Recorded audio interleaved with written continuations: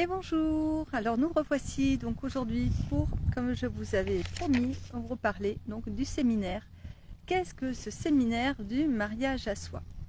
Alors bien, donc c'est un séminaire donc, que je viens de faire donc, pour la première fois ce week-end.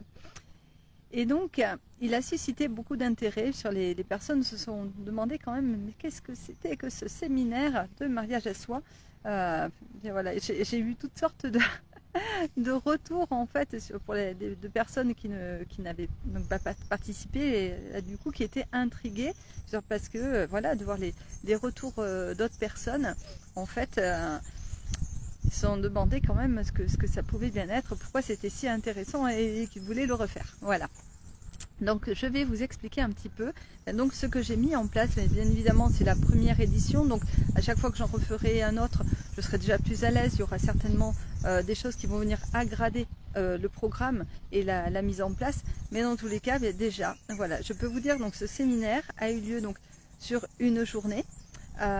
Donc c'est le séminaire. Pourquoi on dit séminaire? C'est déjà parce que c'est une transmission. Et voilà, ce ne sont pas simplement des conférences que je fais. Donc bien sûr il y a des parties conférences et parties ateliers en fait, donc où je vais donc transmettre aux personnes, leur faire ressentir, leur faire vivre en elles aussi des choses, des émotions. Et donc faire une recherche, alors en global bien évidemment, mais aussi il y avait des ateliers où c'était en croisée, puisque du coup il y avait de l'interaction.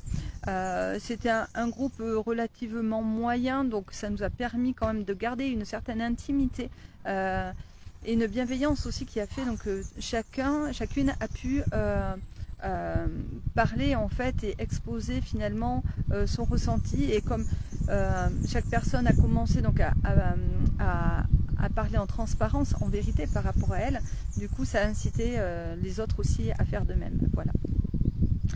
Alors donc bien sûr, pour commencer, donc déjà cette mise en bouche de journée, du coup moi j'ai voulu en fait d'abord accompagner chaque personne dans l'alignement et la connexion à soi, à son énergie, et donc faire monter son énergie doucement. Donc on a commencé tranquillement, bon à 9h30 au lieu de 9h mais puis voilà, pour moi c'était important de commencer par ça, donc par du yoga Kundalini. Donc c'est à dire qu'on a fait élever un petit peu notre énergie en se connectant à nos 3 premiers chakras surtout, et puis donc en faisant bloquer la respiration de façon à ce que l'on conserve l'énergie et qu'ensuite on puisse la relâcher. Donc ça remonte finalement notre énergie peu à peu. Donc voilà, on a terminé par une rotation des cervicales qui permet en fait de délier le corps, et puis voilà un petit moment de recentrage sur tout ce que l'on avait activé, sur ce que l'on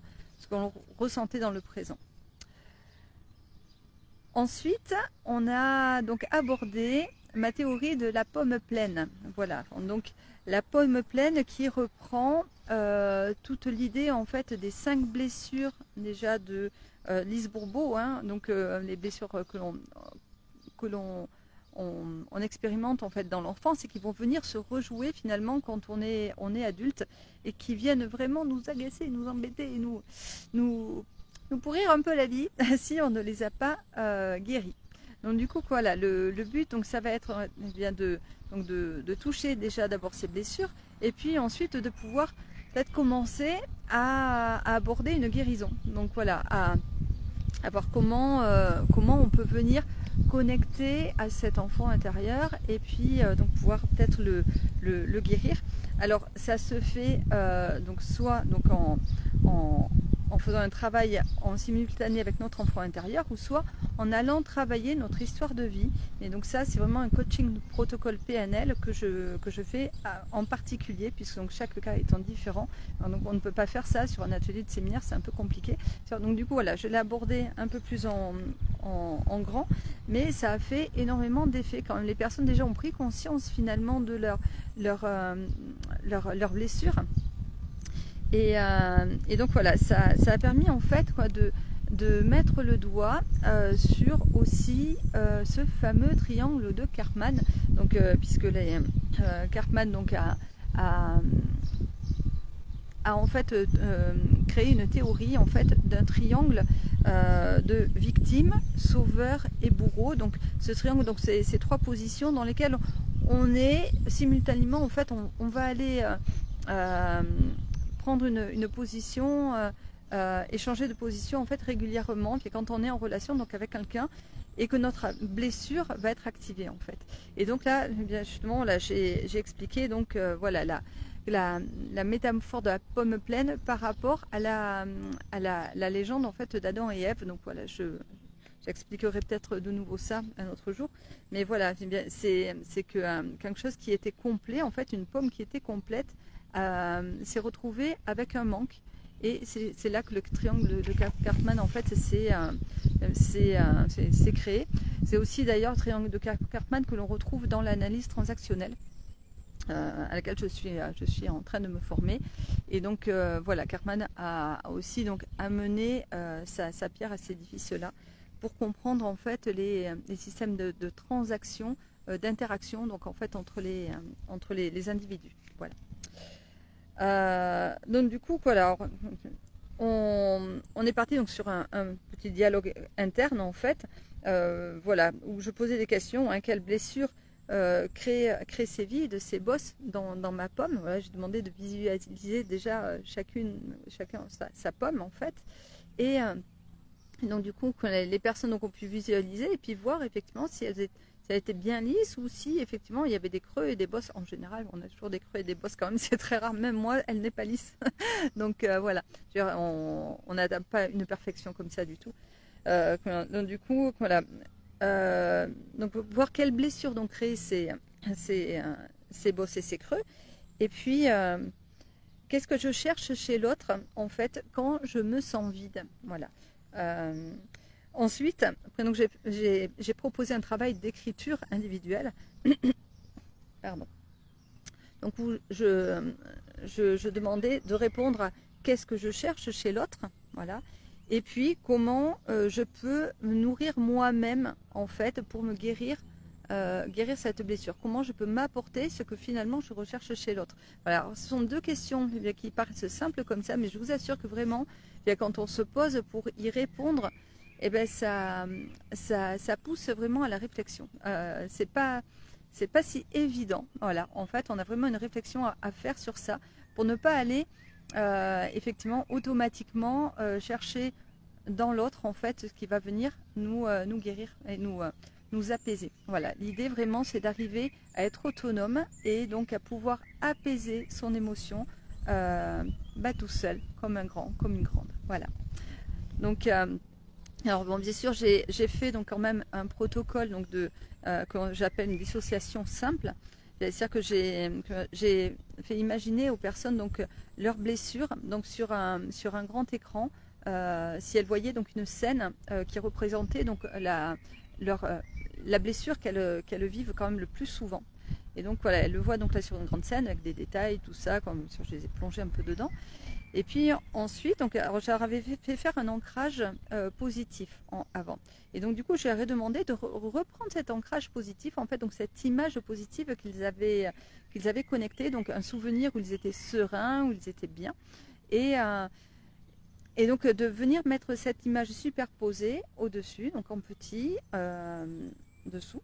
Voilà. Et puis de venir ensuite l'agrandir donc de façon à ce qu'elle vienne prendre toute la place de la première image de la blessure. Voilà. Et donc voir ce qu'ils ressentaient à ce moment-là. Et vraiment le switch s'est fait. C'est-à-dire que donc la première image qui est compliquée, en fait, je vais travailler sur les submodalités. Donc on va aller froisser l'image, on va aller modifier la luminosité, modifier les sons peut-être aussi. Voilà, on peut transformer d'ailleurs aussi les personnages, hein, leur mettre quelque chose un peu clownesque et voilà, ou les diminuer un peu en taille. Voilà, on trouve plein de supercheries comme ça pour pouvoir un peu transformer le tableau. Et puis donc ensuite quand on met donc cette image positive en fait devant et donc on vient l'agrandir, ça fait vraiment un effet où le cerveau va switcher en fait. Et donc on prend une grande inspiration et là j'ai fait donc sur l'expire, j'ai fait partir l'image très très loin, donc les personnes ont pu vraiment lâcher leur blessure finalement et se rendre compte que la blessure n'est plus là dans le présent finalement, c'est vraiment rattaché à un moment du passé et que autant le bon que le mauvais, tout passe. Voilà, et c'est ce que je répète toujours, tout passe. Et ça, c'est vraiment très important parce que ça permet de ne pas garder la même intensité émotionnelle finalement sur quelque chose qui n'a plus lieu d'être, puisque dans le présent, ce n'est plus là. On a plus de blessures, on ne vit pas cette blessure-là, juste simplement c'est qu'un souvenir qu'on se rappelle. Donc le fait de distancer comme ça et en plus avec une image positive par-dessus, ça fait complètement switcher le cerveau et ça lui permet en fait de relativiser. Voilà. Donc pardon, on a donc fait ensuite un cercle de parole donc pour pouvoir échanger un petit peu sur tout ça. Et puis ensuite on a eu une première session de danse donc avec Marie-Rose qui nous a fait danser et c'était vraiment très chouette parce que on a besoin entre les ateliers comme ça qui sont forts en émotion, quand même assez chargés, de pouvoir ensuite se libérer et libérer le corps et reprendre connexion en fait avec notre corps aussi. C'est ça qui est intéressant vraiment, c'est de pouvoir voilà, lâcher un petit peu tout ça et puis en plus donc du coup on est en interaction tout entre nous et puis aussi voilà, on prend une connexion aussi personnelle avec notre propre corps, donc on danse aussi pour soi, ça fait énormément de bien. Voilà, et donc ensuite on a abordé donc l'équilibre du féminin et du masculin sacré. Donc voilà, ça c'est pareil un thème quoi, que les personnes ne connaissent pas forcément. Certains pensent que une femme n'a forcément que du féminin sacré et un homme que du masculin. Or, c'est faux. On a chacun entre nous, en nous, et le masculin et le féminin, en fait. Donc, on a les deux parties. Pourquoi on parle de sacré? Parce qu'il y a vraiment cette idée que la vie, on parle du sacré avec de la vie avec un grand V, en fait. J'aborde le fait que la vie a commencé à notre première cellule, la toute première cellule qui s'est mise à battre dans le ventre de notre mère. Qui s'est développé quoi, et qui a fait notre corps entier, voilà, et qui est allé alors déjà de façon on dit programmée en fait, créer des cellules de cheveux, des cellules du cerveau, des cellules du cœur, des cellules des ongles et des orteils. Voilà, je veux dire, tout était déjà bien programmé et donc on savait si voilà, cette cellule avait déjà dans son ADN toutes les informations, savoir si on était un garçon, une fille, si on avait les yeux bleus, les yeux verts, les yeux marrons, voilà, tout ça en fait était déjà là. Et donc ouais, je trouve que c'est important de remettre les lettres d'or en fait à cette vie-là, à ce sacré-là. Et donc du coup ce sacré nous amène aussi donc à plonger donc de nouveau dans cette énergie que l'on a connectée déjà avec la Kundalini au début. Et donc qui nous amène en fait à nous connecter donc à nos deux parts, celle du féminin et celle du masculin que l'on a en nous. Et donc voilà, on a travaillé donc sur les qualités du féminin. Bon, je ne vais pas vous les énumérer là parce que ça fait beaucoup. Alors, et celle du masculin aussi. Et donc j'ai demandé en fait aux personnes de voir lesquelles leur parlaient clairement et quelles étaient celles qu'elles avaient peut-être à travailler du coup d'après elles, voilà, celles qui manquaient un petit peu. Et donc voilà, elles ont été étonnées de voir voilà, qu'il y avait des choses finalement qu'elles croyaient, elles croyaient être plus d'un côté et finalement manifestement elles étaient plus d'un autre. Voilà. Et donc du coup ça leur a permis de prendre conscience en fait qu'il y a encore des choses à faire évoluer. Et c'est vrai qu'effectivement on est dans une société qui a été très marquée par le patriarcat, donc même les femmes sont aujourd'hui très masculines quand même, elles vont être dans le faire, dans l'extrospection, tout ça. Et donc on va revenir, voilà, maintenant on revient petit à petit vers tout ce qui est plus intuitif. Ce sont les qualités du féminin sacré, plus intuitif, plus dans l'introspection aussi, donc cette remise en question, d'où l'ouverture j'ai plus le mot au développement personnel, par exemple, voilà. Donc notre société quoi vraiment est en train de changer, et je parle de femmes comme d'hommes aussi, hein. Les hommes aussi sont en train d'évoluer. On trouve des cercles d'hommes, il y a beaucoup d'intérêt pour le développement personnel aussi de la part des hommes. D'ailleurs mon formateur était un homme, hein, est un homme d'ailleurs toujours, Paul Pironnet. Donc voilà, je veux dire vraiment il y a énormément de changements à ce niveau-là. Donc notre société qui était plus sur le masculin vient plus sur le féminin aujourd'hui. Donc c'est une très très bonne chose. Ça va permettre en fait de rééquilibrer notre société, mais surtout déjà nous rééquilibrer en nous-mêmes. Voilà. Alors donc du coup bon, j'ai fait donc des propositions hein, pour rééquilibrer donc le féminin ou le masculin aussi. Voilà, des propositions dans le quotidien, parce que on a beau se dire oui d'accord il faudrait que je travaille mon intuition, mais je fais comment en fait, voilà, ou que je travaille mon introspection, mais voilà, ça veut dire quoi dans la journée quoi. C'est vrai qu'on n'a pas nécessairement envie de passer des heures à quelque chose, donc ça n'a pas de sens. C'est vraiment adapter finalement notre mode de vie, l'insérer en fait dans notre mode de vie, tout ça. Voilà quoi. Donc voilà, ce sont des choses qu'on peut très bien faire tous les jours sans problème, hein, d'ailleurs, vraiment, c'est très très simple.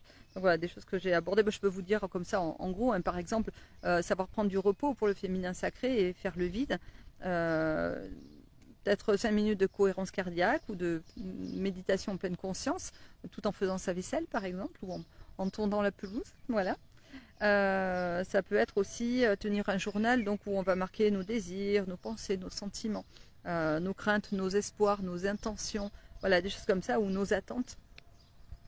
Voilà, ça peut être voilà, travailler son intuition, c'est simplement ce moment très fugace qui arrive sur le coup, et donc du coup, juste porter une attention sur ça. Qu'est-ce que j'ai ressenti juste là en entendant parler de cet événement, ou en rencontrant cette personne, ou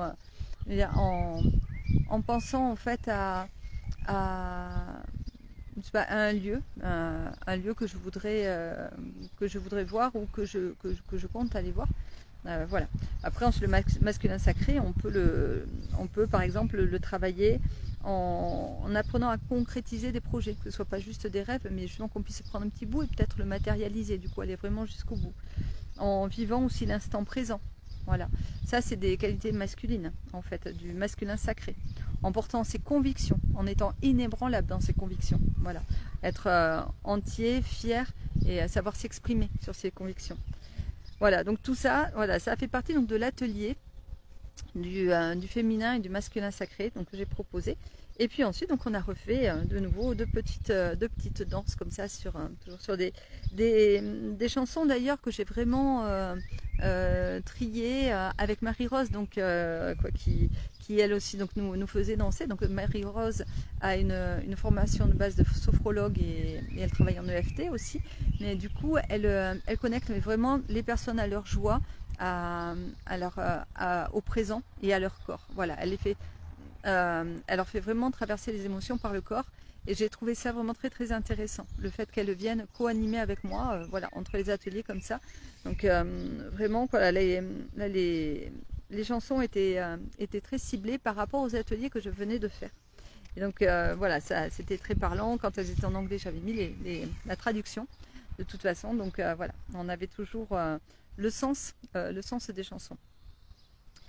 Et puis donc du coup, ensuite on a fait donc le repas, donc qui était très très agréable, le repas en commun, vraiment où on a pu tout partager en fait. Voilà, on a pu profiter de ce temps-là pour se poser, pour échanger, être un peu plus dans une intimité. Voilà, des affinités vraiment se sont créées entre les personnes. Donc il y a eu un peu plus de... une petite coupure. Donc oui, voilà, il y a eu plus de relationnel, et puis donc du coup on a pu donc aborder ensuite ainsi cette petite après-midi qui commençait, donc où on est allé accueillir nos ombres et nos lumières. Et voilà, alors là c'était vraiment le côté un peu plus compliqué, on va dire, pour chaque personne, donc puisqu'il a fallu donc du coup aller reconnaître en fait nos parts d'ombre déjà, et donc du coup pouvoir les nommer. Qu'est-ce qui ne me plaît pas en moi? Qu'est-ce que je n'aime pas en moi? Et puis ensuite nos parts de lumière. Et mine de rien, ben ça aussi, ça a été compliqué quand même pour certaines personnes. De reconnaître nos parts de lumière, savoir s'aimer pour tout ce que l'on est, en fait, et sans avoir peur de faire de l'ombre aux autres et ne pas le confondre avec de l'orgueil, c'est parfois très difficile. Donc du coup, voilà, on a travaillé sur tout ça, en fait.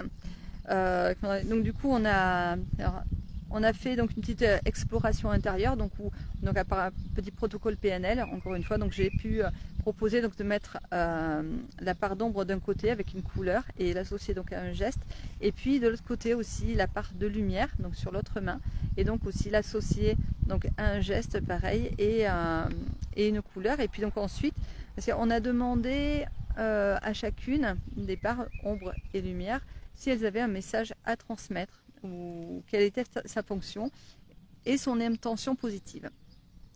Et donc, du coup, il y a de très belles choses qui sont apparues, vraiment.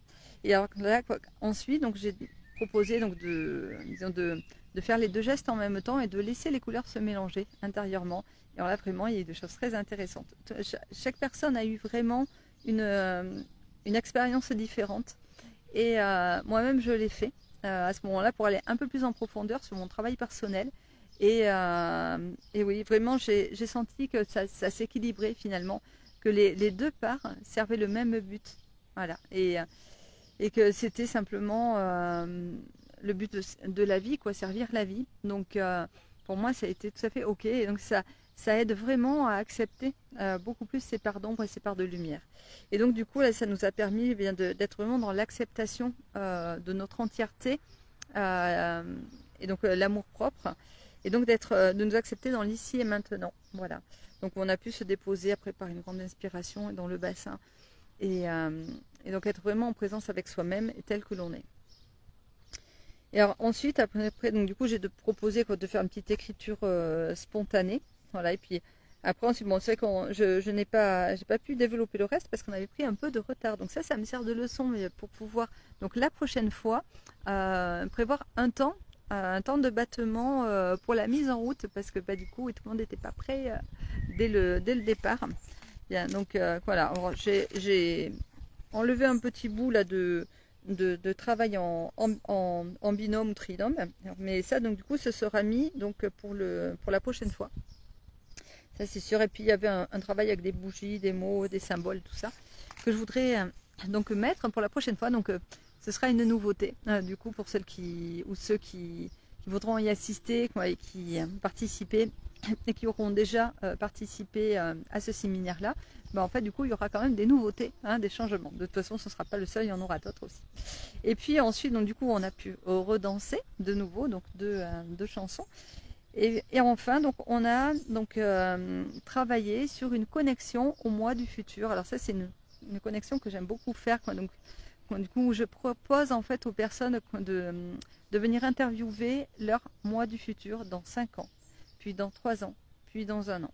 Et donc vraiment avec une dimension dans le temps, vraiment, où on va être... on va vraiment aller se déplacer en fait et se connecter. En même temps, on est dans le présent et en même temps, on est connecté à toutes les versions de notre vie, les versions de nous. Et donc du coup, on va aller donc interviewer donc ces personnes, ces 3 versions de nous-mêmes, et donc ramener le plus possible d'informations. Et donc on va écrire, en fait, noter très rapidement donc ce que l'on retient. Et puis à la fin donc de tout ce processus-là d'interview, je propose donc de